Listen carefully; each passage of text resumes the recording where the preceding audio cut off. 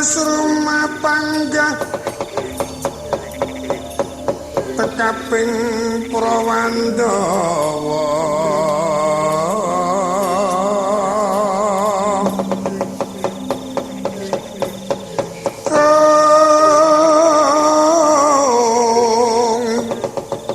sumahaping pabarisan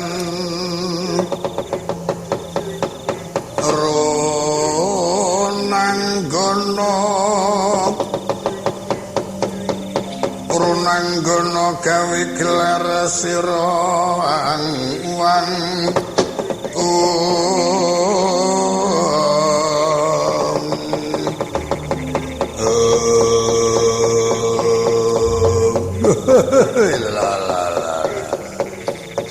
amuan pamanari ingkang putra cini kembang nungsung pawartoman paman nungsung werta paman sing nungsung werti nungsung pawarta kang putra pun jaya jatra kula kang putra Kartoman nungsung kula ndelek nungsung werta man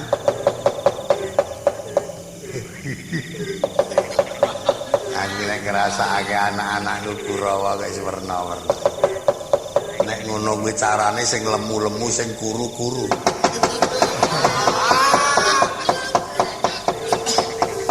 Aku do nggugu karepe dhewe. Bulis rawa lemune ora jamak-jamak. Tirtanata susut awak. Saya Kartomarma Citrasa Citraksi. Ketok iki le mangan ki ora kurang kok nyerkengken. Joko Biting.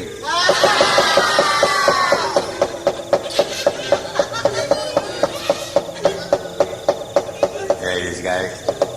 Si Citraksi kae sing ngengetke mripate nginceng. Ya kon ronjol-ronjol melu sapa aja. Kula niki le matur kalian Kakak Mbok Banawati pun wingi.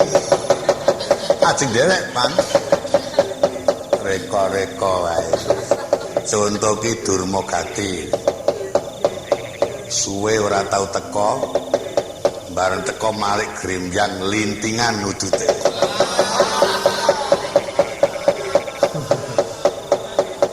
Wah, lah man. Wong urip ki sak tekan lha sak ngoyo-yo. Ana loko glinting ya doyan, syukur ana sing ngenehi loko lha. Sing kula arep niku teng riku niku man. Lah iya. Lho niki rak wong demenake. Sampeyan prisa piyambak, kula mboten suwan pinten-pinten dinten nak jalan kula lolo. Ora didelok man. Sila kula rak pucet.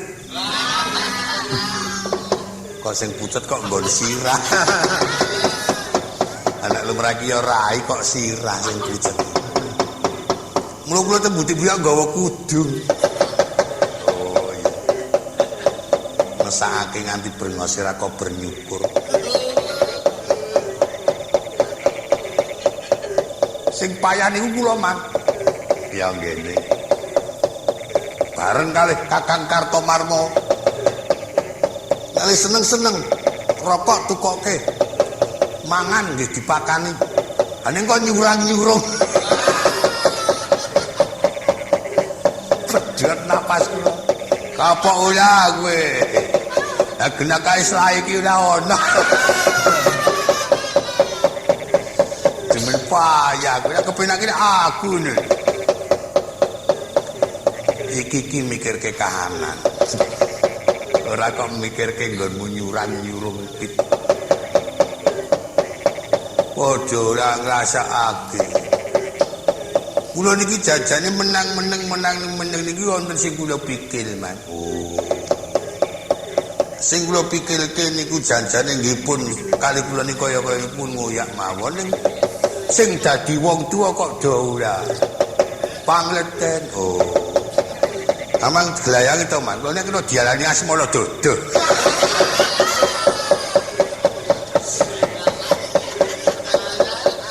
Asmara apa? Asmara dodo. Oh. Kuwi iki nyanyian. Bulisrawa kula, Man. Tirtanata kula, Man. Kartomarma kula, Man. Durjaya Citraksa Citraksi lho Durmagati Dodo, Man. Dodo, Man. Kula, Man. Wis werna-werna wae to. Ora nang apa-apa kok dodo. Sing kula ngen-ngen niku nggen asmala niku wau kok. Ditimbali. Iki mau tinggil binatrata ana kedadian sing nimbulake tintrim para kawula. Sadurunge ana kedadian anak Prabu Jaka Pitana nampa niwala saka adimu Janaka. Isine niwala bakal nyuwun negara Ngastina. Kabeh para sesepuh nayogyani yen to negara iku dipasrahke karana isine kono mung bakal disuwun ngampil. Amrih para garwa-garwa Madukara padha percaya yen Pandhawa iku pancen batin-batine duweni wewenang bumi Ngastina. Bola-bali Kakang Durna sing mentheng kelek. Ya kelek pripun dipendhen? Mentheng kelek iki tegese iki merengkel ora kok njur ngono ki ya ora. Yo kula ki nek metenteng napa pripun? Kakang Durna nayogyani yen Janaka sowan kudu dipateni awit upama ana kedadian matine Janaka nyuda kekuatane wong Amarta. Lan upama ana tantrimane wong Amarta Kakang Durna tanggung jawab. Luwe-luwe wektu iki Kakang Durna wis dipasrahi bisa menang mateni Pandhawa bakal nampa bumi Ngastina sak pratelon. Wah, lah bunga iki dono iki. Tanpa bayar. Ora. Wala niku man. Niku nek upamane kula nempel. Tegese niku melu nimbrung dadi siji ngoten. Kinten-kinten dibayari mboten man. Apane? Iki babumi kok. Werna-werna. Wah sing bejo ki Citraksi kuwi cenanang-cenanang teko-teko mangan minggat. Nek teko iso kok melu nimbrung nek.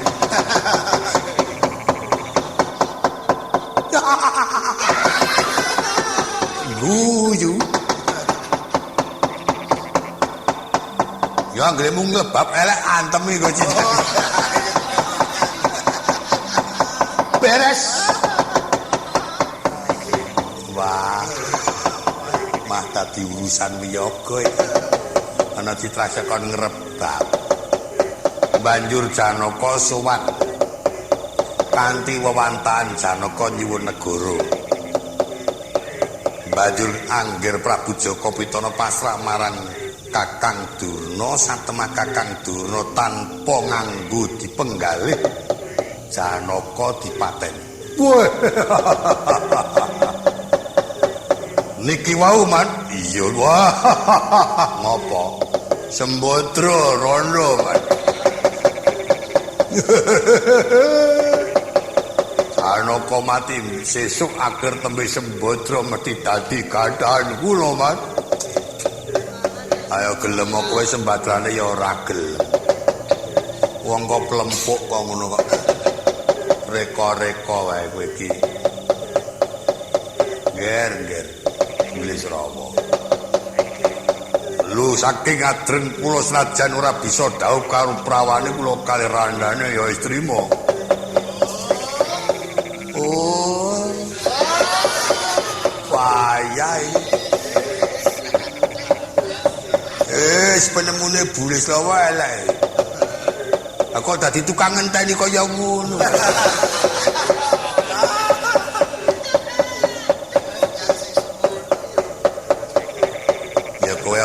usul Durmagati iki dudu wewenang. Amarga pancen Burisrawa karo Sembadra wis suwe nggone ngancam gandrung-gandrung kabirang. Lah, ya ngoten, Mas. Ala padha kali kula. Mula kula niki mang pikirke. Lah kula gandrung-gandrung kabirang niki, Mas. Kali Sembadra Kidul.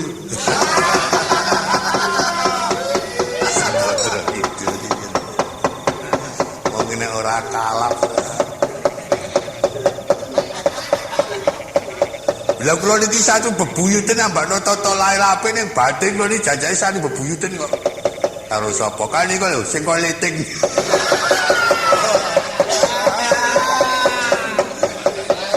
Nunggal karep kali kula niki. Terima-terimano.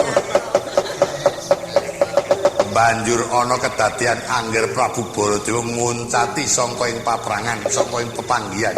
Dina iki wis lenggah ana ing paprangan mbok menawa sumadya. Sak mangsa-mangsa ditututi dening Kurawa. Saiki dipasrahke kowe kabeh supaya ngepung wakul boyo mangap ing paprangan Ngastina yen perlu temonana sapa sing wani nemoni Angger Prabu Baladewa. Syukur diatur enget kersa dene orane budi sembadani bangga dirampungi.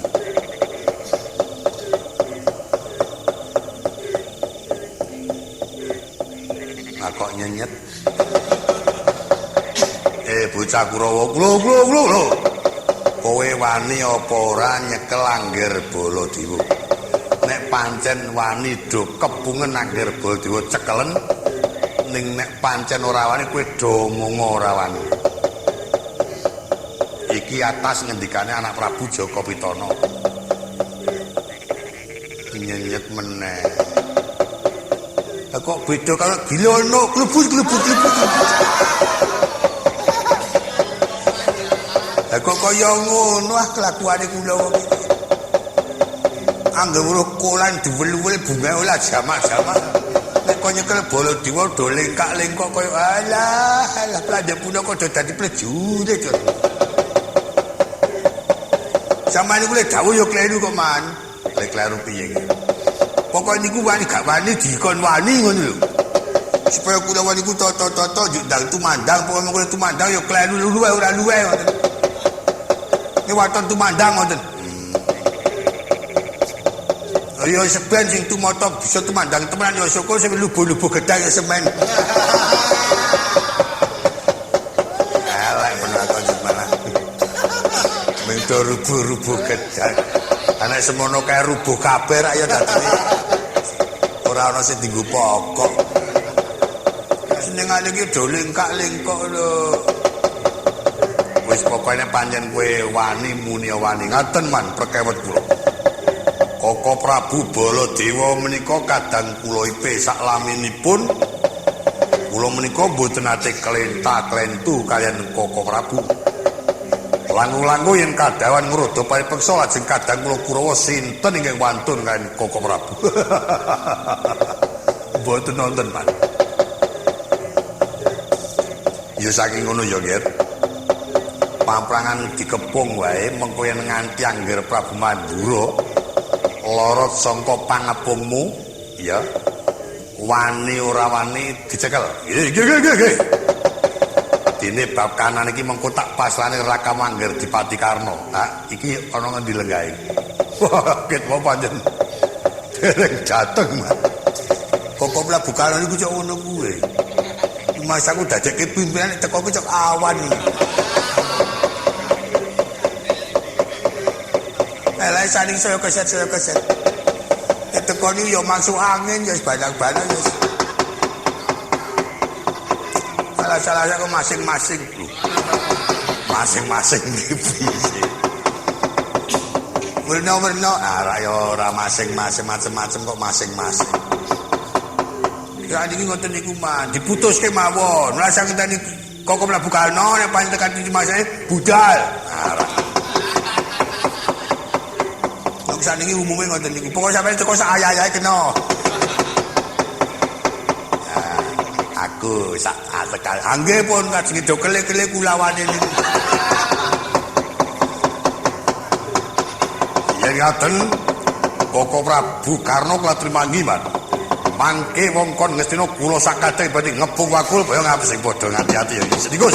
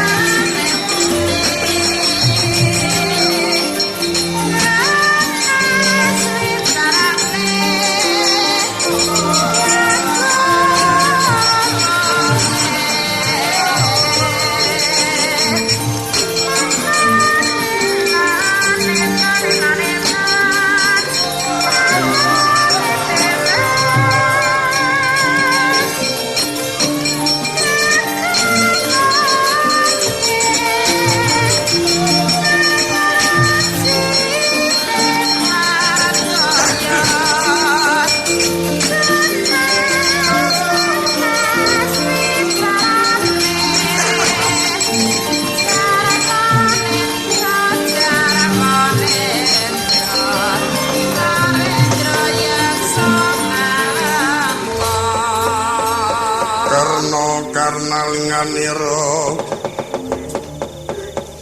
Siti Purnama mancacacanira mulat ing gagana lepasing pusaka Dewandanu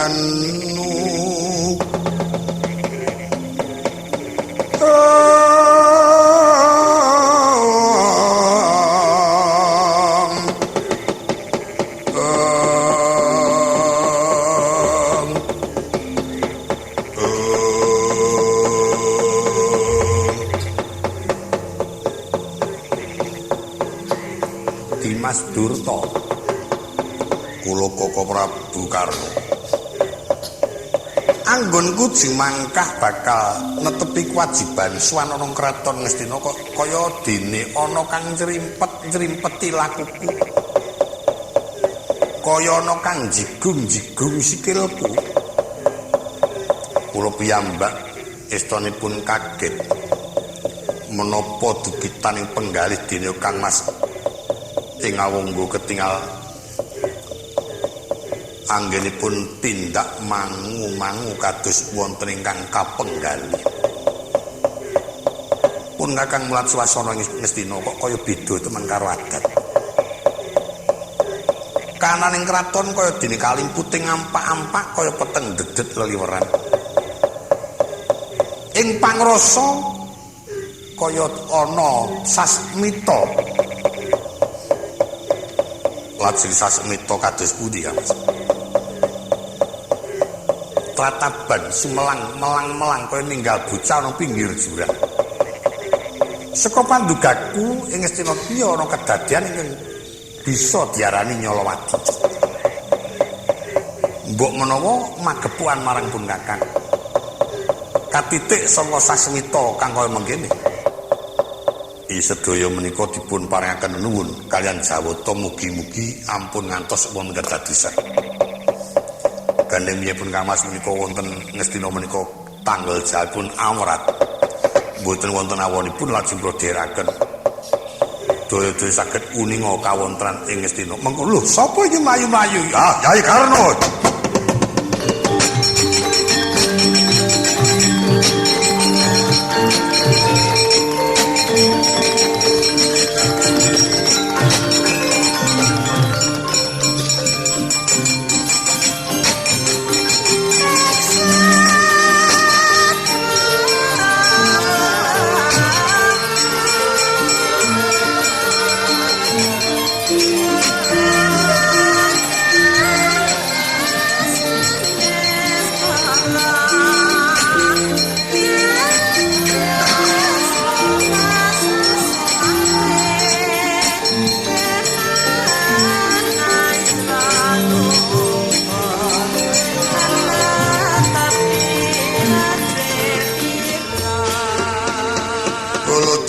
katon trinenggalanira mijil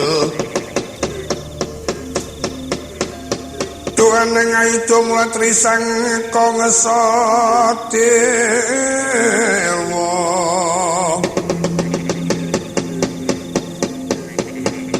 tumanwing dodo mungsu kapisanan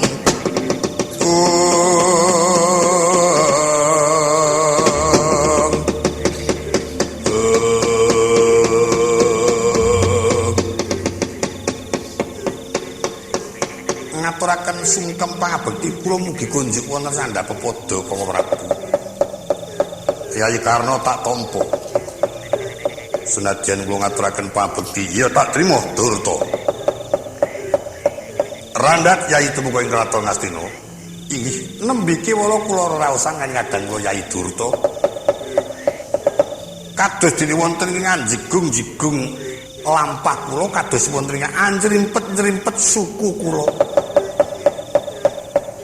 Lajeng mboten watawis dangu Koko Prabu ing merpeki dumateng ing rayi.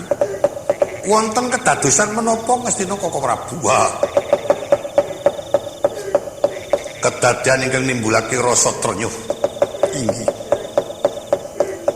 Rikala semau Yai Prabu Joko Pitana Sukaning bab nggone nampa niwala. Janaka kuwi ditinggal lunga para garwa. Para garwa kabeh bisa kumpul yen ta wis ana bukti nyatane Janaka iku duwe negara Ngastina temenan. Mbok menawa sekara rasane si Janaka karo para garwa iku dipaidu. Lah ana kedadian Dimas Janaka ngatonake kang dadi panuwune ya mung tembung nyuwun ngampil nanging sinamudana. Negara iku supaya dipasrahke marang Dimas Janaka. Ora ketan mung para garwa-garwa wis padha kumpul negara digondurke meneh. Nanging penemune Yayi Joko Pitana dianggep Janaka iku bakal njabel negara Ngastina. Pun Kakang Sukani ing akeh Yayi Joko Pitana ora ndar kang dadi jarwanipun Kakang. Sing digugu penemune Pendhita Durna. Malah Durna yen bisa mateni Pandhawa bakal dipasrahi negara Ngastina sak pretelon.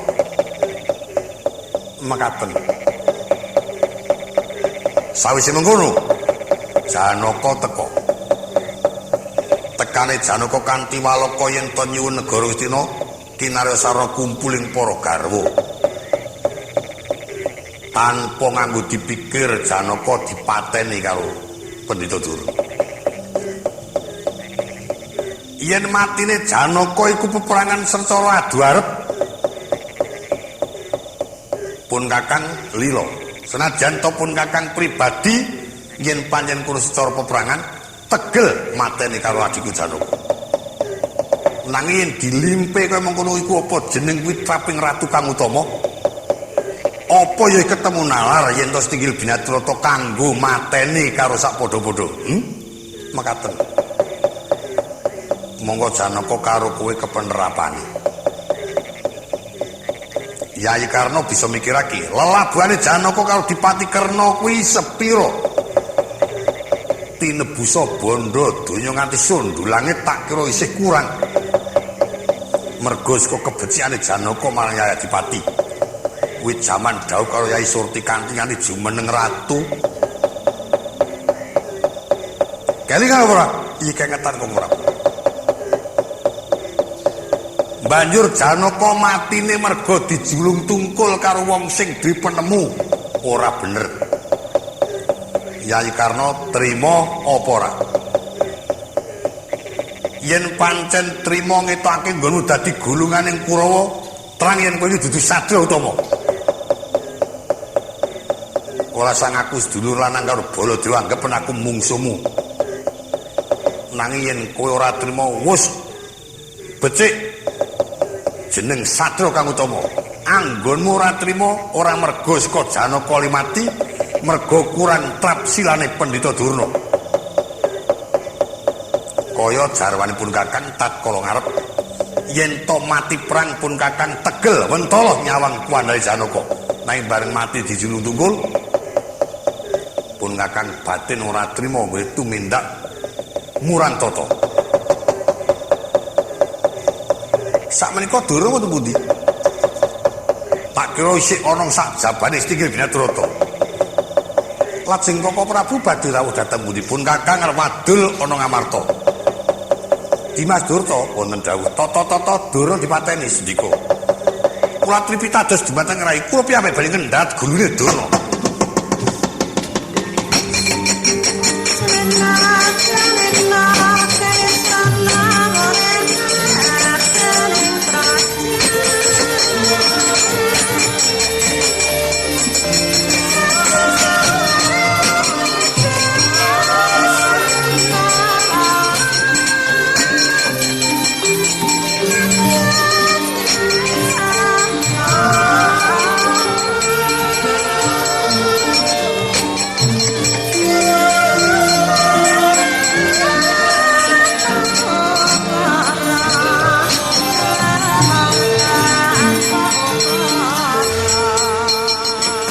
Karnalinganira sithik purnaming mancat jajanira mulat ing gegono lepasing sang dewa ndanu